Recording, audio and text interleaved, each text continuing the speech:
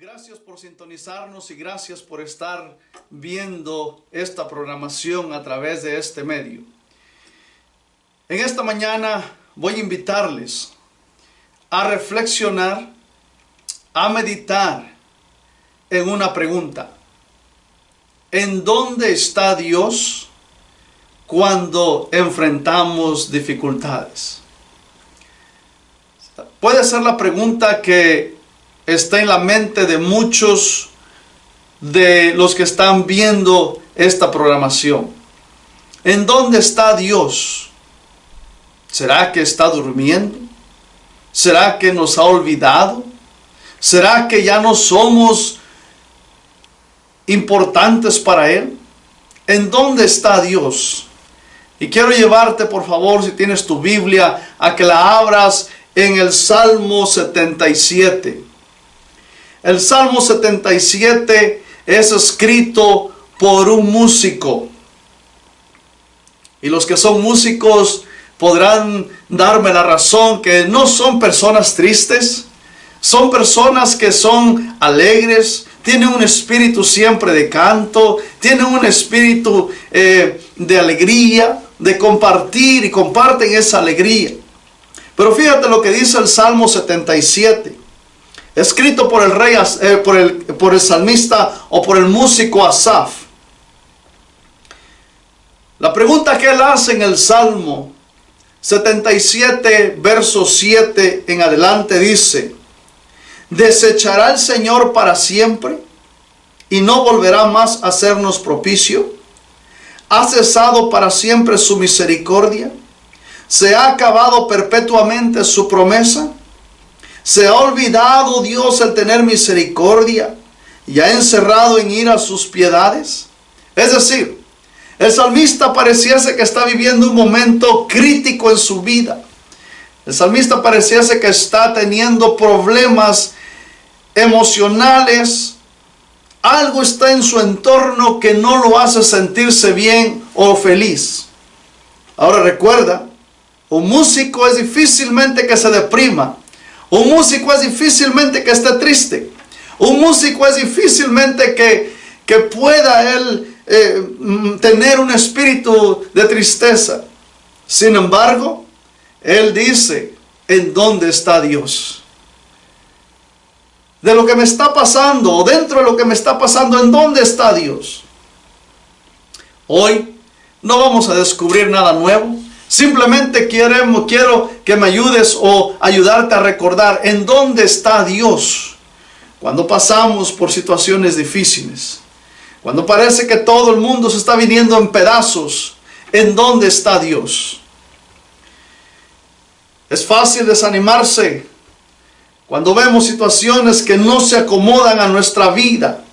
Es fácil desanimarse cuando vemos tempestades que se levantan y pareciese que nos van a aplastar. Es fácil desanimarse cuando hay dolor en la familia. Es fácil desanimarse cuando pareciese que todo está yendo a la deriva.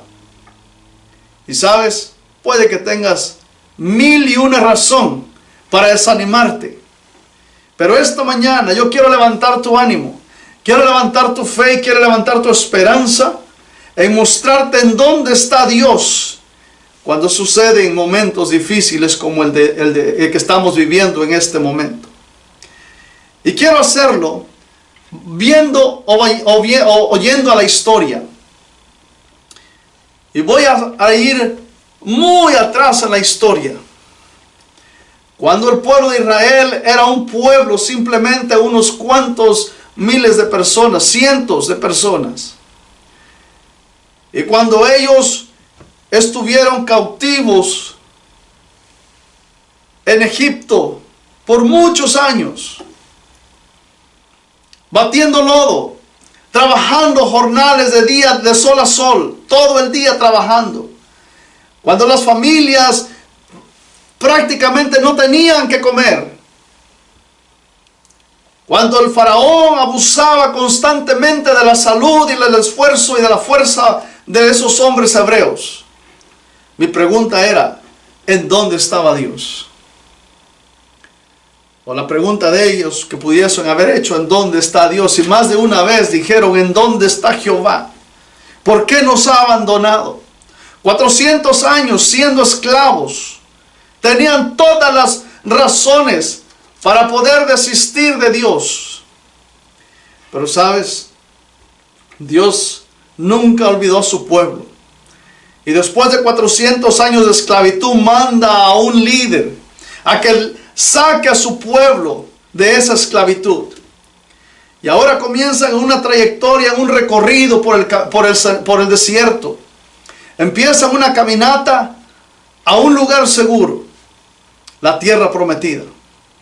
Pero no fue fácil. Durante ese trayecto, durante ese camino, también hubo problemas, también hubo dificultades. Y allí, en esas dificultades, podemos ver que Dios estaba con ellos. Antes o durante el trayecto, Dios le manda, allí en Éxodo capítulo 25, verso 8, manda construir un santuario. Y la razón de la construcción de ese santuario, familia, era porque Él quería estar con su pueblo. Él quiere morar con su pueblo. Y la historia bíblica nos dice que la manifestación, cuando Dios llegaba al pueblo o se manifestaba en el pueblo, en el santuario, en esa carpa, en ese tabernáculo que ellos habían levantado para Dios como casa, había un lugar específico donde Dios se manifestaba. Y era precisamente en este lugar, donde estaba el arca del pacto. Allí en el arca del pacto, salía un humo que podía el pueblo verlo en el exterior de la carpa. Y esa era la señal de que Dios estaba con ellos. Familia y amigos que nos ven a través de este medio, en el desierto Dios se manifestó de muchas maneras. A través del humo que salía del santuario, era la presencia tangible de Dios con su pueblo. De modo que Dios se ha manifestado y se manifiesta de muchas maneras.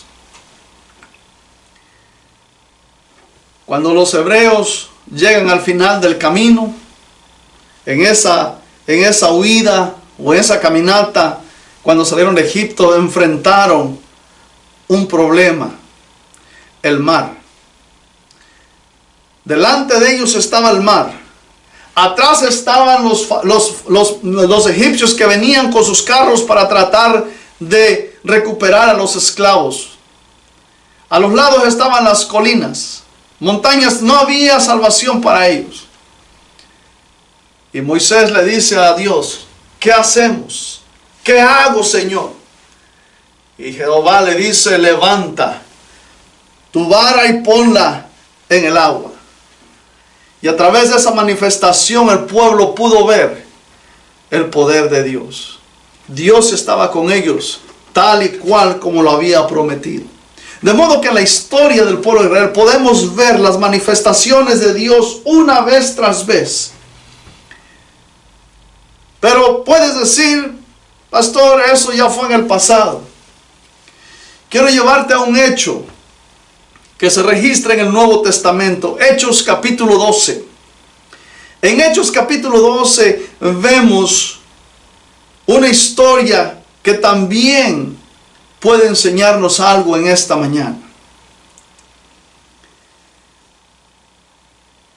Pedro es encarcelado. Por andar predicando y por andar enseñándole a la gente, Pedro es encarcelado. Y Hechos capítulo 12 registra la historia, que voy a extraer solo el principio de lo que encierra la historia. Tú puedes leer la historia en casa. Pero mira, Pedro es encarcelado. Y Pedro está allí sumamente asegurado. La historia dice que el César compuso un escuadrón de 16 hombres 4 hombres por turno velaban la celda de Pedro. 2 hombres estaban encadenados con Pedro a sus manos. Es decir, que Pedro estaba amarrado de 2 guardias. La puerta cerrada, guardias afuera. No había manera de escapar de Pedro. La historia dice que por problemas o por cuestiones de fiestas, la ejecución de Pedro se pospuso. Pero mi familia, yo digo, y la Biblia nos enseña que no hay casualidades para Dios. Todo lo hace en su tiempo y todo lo hace perfecto. La ejecución de Pedro se había pospuesto por cuestiones de fiestas. Pedro estaba en la celda. La pregunta que hicimos al principio, ¿en dónde está Dios? ¿En dónde estaba Dios cuando Pedro estaba en la celda? Pues querida familia, si nosotros podemos, si seguimos el relato, podemos darnos cuenta de la intervención divina. Y leo para usted verso 7 del capítulo 12 de Hechos. Y he aquí que se presentó un ángel del Señor, y una luz resplandeció en la cárcel. Y tocando a Pedro en el costado le despertó diciendo, levántate pronto. Y las cadenas cayeron de las manos. Le dijo el ángel, cíñete y átate las sandalias. Y así lo hizo. Y enseguida, y le dijo, envuélvete en tu manto y sígueme. Y saliendo le seguían, pero no sabía que era verdad lo que estaba haciendo el ángel, sino que pensaba que veía una visión.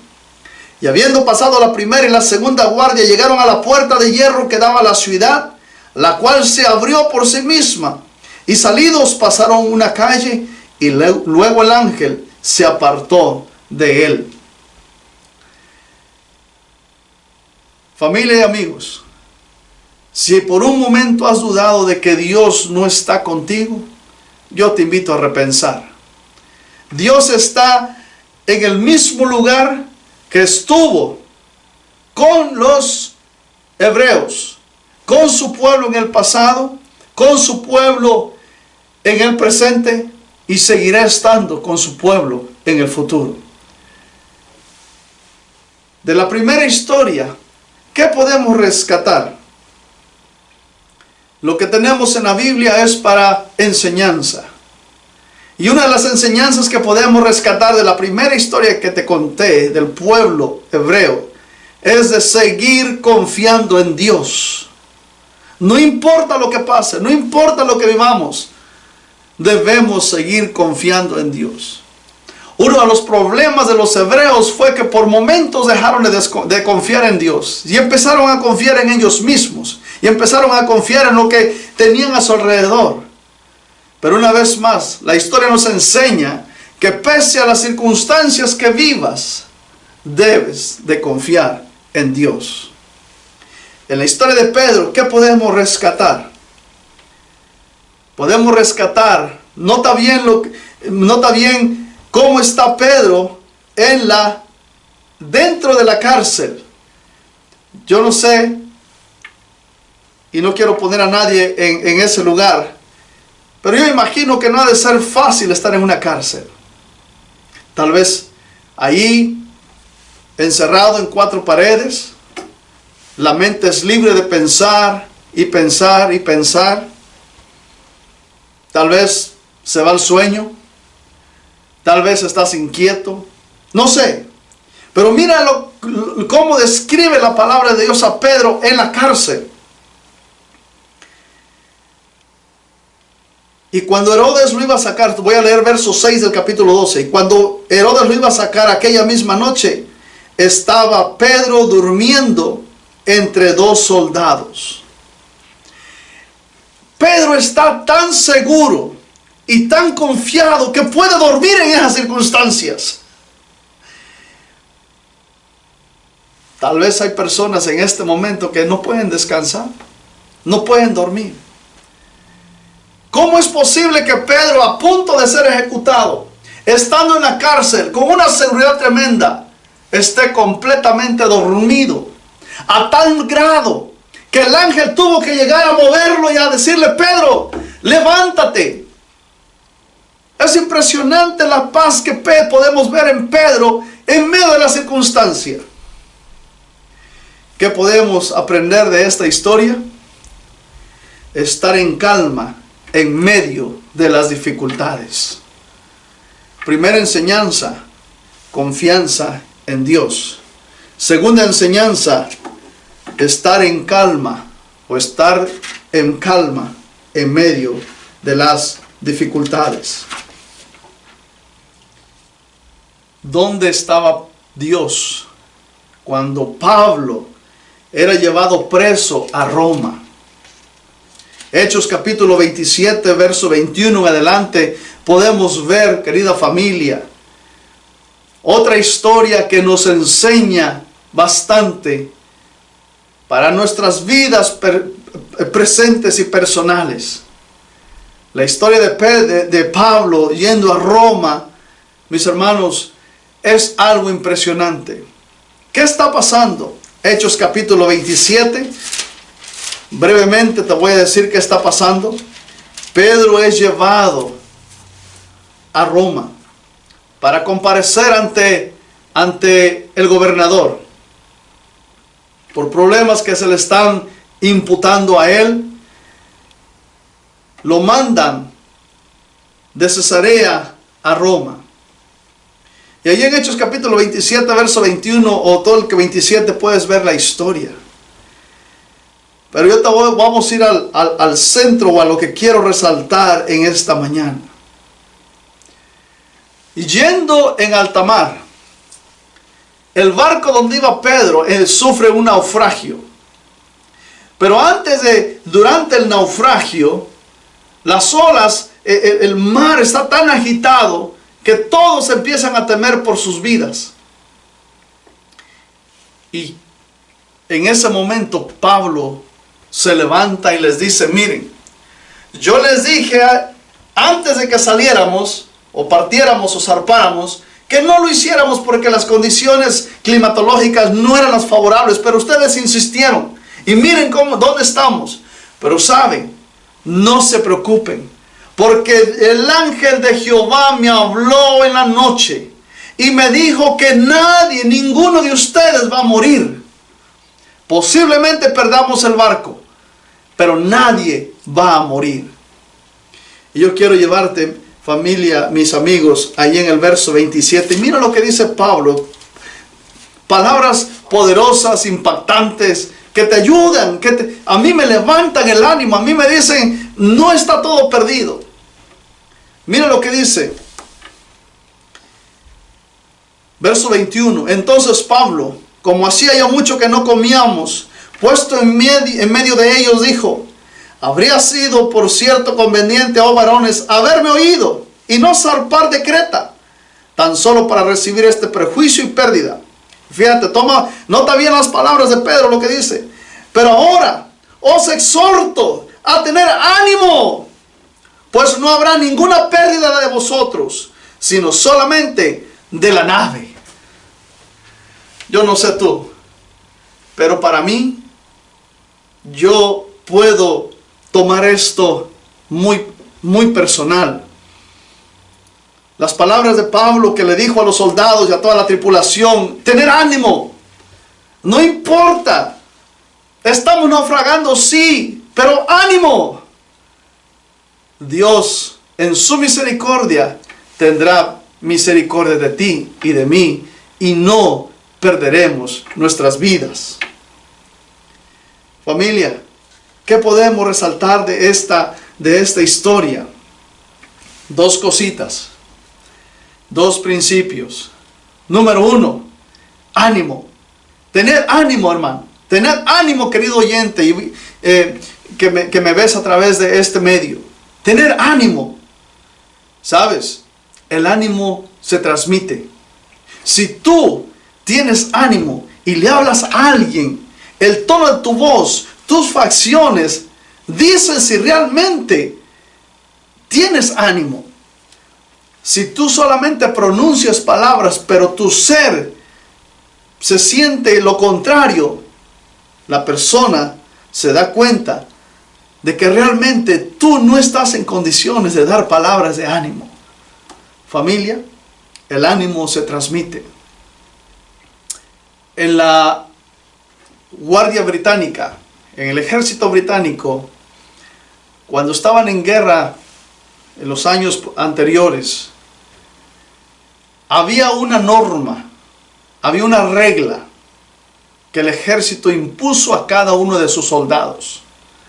Y la regla era la siguiente: que durante el combate, mientras ellos estuvieran en guerra, o mientras los soldados estuvieran peleando, no se permitía absolutamente una sola palabra de desánimo. ¿Por qué razón? Porque en el momento que alguien empezara a desanimarse, ¿qué iba a pasar? ¿Ya? Así es. Iba a contagiar al siguiente soldado, y ese soldado iba a contagiar al siguiente, iba a desanimar al otro, iba a desanimar al otro, y terminaría el capitán del ejército con un batallón o con un cuerpo de soldados desanimados. Tenían que darse palabras de ánimo. Yo te animo a que tú te conviertas un soldado de Cristo, igual como Pablo, en darle ánimo al que está al lado tuyo, en darle palabras de aliento a aquel que lo ve sufriendo, a darle palabras de ánimo a aquel que por un momento pareciese que se está cayendo. Nuestra misión es levantar al pueblo de Dios, no tirarlo al piso, levantarlo. Tus palabras son influyentes, y depende de lo que le digas al que está al lado tuyo, al que le hablas, al que visitas telefónicamente, depende de lo que le digas. Esa va a ser la respuesta, y le vas a marcar el camino para ese día. Yo te animo que así como Pablo se levantó en medio de la tripulación, y no importando quiénes estuvieran al lado, hizo dos cosas: les dio palabra de ánimo, pero también testificó de ese Dios todopoderoso. El ángel del Señor me habló en la noche, dice, y me hizo saber lo siguiente. Es decir, Dios siempre tiene palabras para su pueblo. Dios siempre tiene palabra para ti y para mí. De modo que tenemos que hacer caso y escuchar lo que Dios dice. 3 principios hemos descubierto hasta este momento, o hemos recordado. Número 1, confianza en Dios. Número 2, mantener la calma cuando pasamos momentos difíciles. Y número 3, por ahora, tener ánimo y testificar aún en medio de las circunstancias. Todo esto está en la Biblia. Pero como adventistas del séptimo día tenemos una historia también.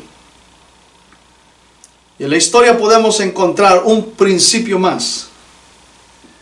Cuando la iglesia adventista se está organizando como tal, no fue fácil. O para que la iglesia adventista se organizara y llegásemos a tener lo que tenemos hoy como nuestra organización, no fue fácil. Los pioneros también tuvieron que enfrentar pruebas. 1844, Guillermo Miller había descubierto que Cristo vendría. Habían puesto alguna fecha por ahí, y habían descubierto un evento trascendental. Sin embargo, lo que ellos pensaron que habían descubierto, y cuando lo promulgaron al mundo entero, no pasó nada. En la iglesia adventista se le conoce como el gran chasco.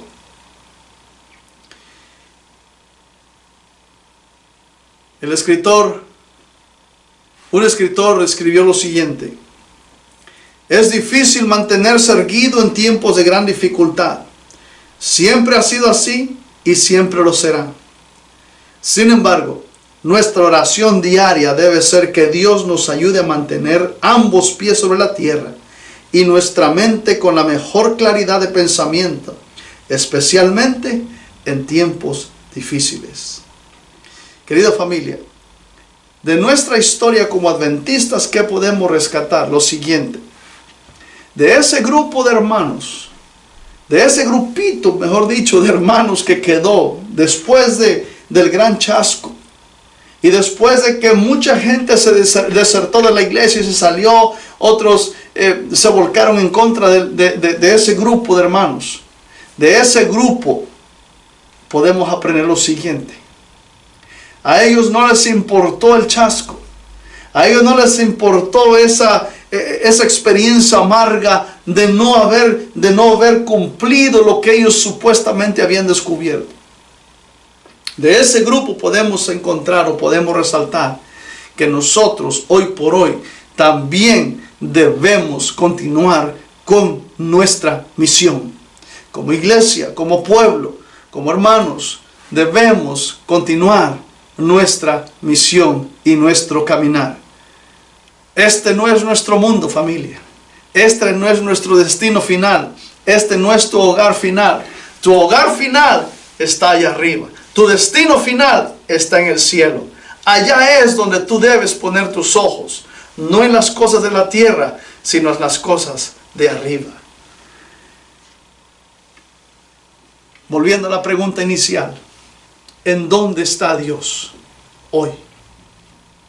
Ya vimos en la historia bíblica y en la historia de nuestra iglesia. Pero hoy, ¿en dónde está Dios? Yo quiero llevarte al libro de Isaías capítulo 6. Para que puedas ver y visualizar a un modo tal vez, o desde el punto de vista humano, en dónde está Dios. Isaías capítulo 6 es una visión que se le revela al profeta. Y esta es una visión vaga de dónde está Dios. Leo para ti Isaías capítulo 6. En el año que murió el rey Usías, vi, dice Isaías, vi yo al Señor sentado sobre un trono alto y sublime, y sus faldas llenaban el templo. Por encima de él había serafines. Cada uno tenía 6 alas. Con dos alas cubrían su rostro, y con otros 2 cubrían sus pies, y con 2 volaban. Y el uno daba voces al otro, diciendo: Santo, santo, santo Jehová de los ejércitos. Toda la tierra está llena de su gloria. Y los quinceales de las puertas se estremecieron con la voz que clamaba, y la casa se llenó de humo. Entonces dije, dice Isaías: ay de mí que soy hombre muerto, porque siendo hombre inmundo de labios y habitando en medio del pueblo que tiene labios inmundos, han visto mis ojos al Rey Jehová de los ejércitos. ¿En dónde está Dios? Familia y amigos, Dios sigue sentado en su trono. Lo aceptes o no lo aceptes, lo creas o no lo creas, Dios sigue sentado en su trono. Y está allí como el creador del universo, como el creador de los cielos y la tierra, como el creador de todo lo visible y lo invisible. Dios está sentado en su trono, cuidando de su creación. Está tan cerca como estuvo en el principio de la creación. Sigue estando hoy y seguirá estando mañana. En la Biblia hay una historia que me impacta. Los discípulos y Jesús. Los discípulos están navegando en alta mar y Jesús está con ellos. Pero Jesús llega un momento que se duerme, cansado por el viaje, por la atención al pueblo. Se duerme. Y en eso se levanta una tormenta. Y los discípulos, espantados por la tormenta, cosa no inusual porque son gente pescadora que estaba acostumbrado a todo eso, pero ellos se espantan a tal grado que llegan y le levantan a Jesús: Jesús, Jesús, mira que nos estamos ahogando. Dios está tan cerca como estuvo Jesús con los discípulos en ese bote. Dios está cerca de ti para cuidar de ti. No importa lo que vivamos. Si tú ríes, Dios ríe contigo. Si tú lloras, Dios llora contigo. El significado del nombre Emmanuel en la traducción significa Dios con nosotros. Esa es la realidad. Dios sigue sentado en su trono, pero también sigue tan cerca de ti y de mí como lo estuvo en el principio. Familia que me escucha, amigos que nos ven a través de este medio, no dudes de que Dios está contigo. ¿Qué aprendimos hoy? A confiar en Dios. No importa lo que vivamos, no importa lo que estés pasando, tienes que seguir confiando en Dios. Número 1. Número 2, mantener la calma en medio de la tempestad. Número 3, que aprendemos a tener ánimo y a testificar de ese Dios todopoderoso. Y número 4, a continuar con nuestra misión, porque Dios sigue sentado en su trono. Él sigue siendo el Dios todopoderoso. Él sigue siendo Jehová Jireh. Él sigue siendo ese Dios, el Dios de Abraham, el Dios de Jacob, el Dios de Isaac. Y también es tu Dios. Mis amigos y mis hermanos que nos ven a través de este medio, yo te animo a que sigamos adelante.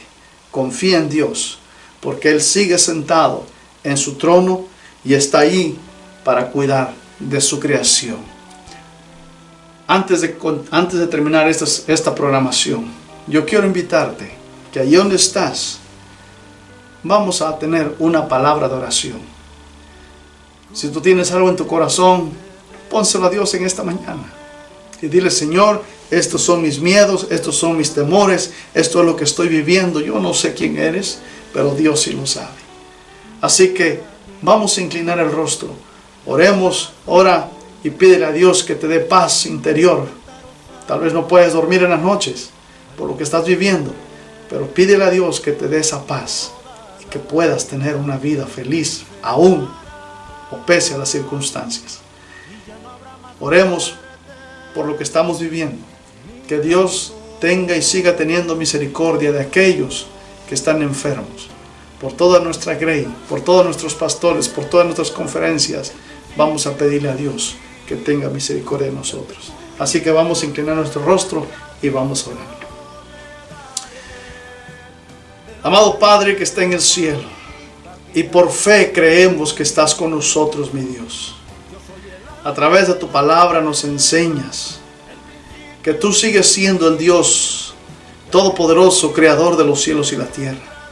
A través de tu palabra nos enseñas, mi Dios, que tú sigues tan cerca de tu creación como lo estuviste en el principio. Padre mío, a través de estas historias breves podemos resaltar principios que creo que nos ayudan a enfrentar lo que estamos viviendo. Ayúdanos a confiar en ti, Padre. Ayúdanos a tener paz en medio de la tormenta. Ayúdanos a tener ánimo y seguir adelante, Padre. Pero también, oh Dios, ayúdanos a recordar que hay una misión que tenemos que hacer, mi Dios. Pero también lo más importante, Padre, recordar siempre que tú sigues sentado en tu trono. Tú eres ese Dios todopoderoso, capaz de crear los cielos y la tierra, capaz de crear nuestras vidas. Y también creo, Padre, que eres capaz de recomponer lo que está descompuesto. Mi Dios, en este momento las circunstancias no son las más favorables, pero aún en medio de las circunstancias, Padre, queremos levantar tu nombre. Aún en medio de las circunstancias queremos levantar nuestras voces y decirle al mundo que hay un Dios que está al control de todo lo que está pasando en este momento.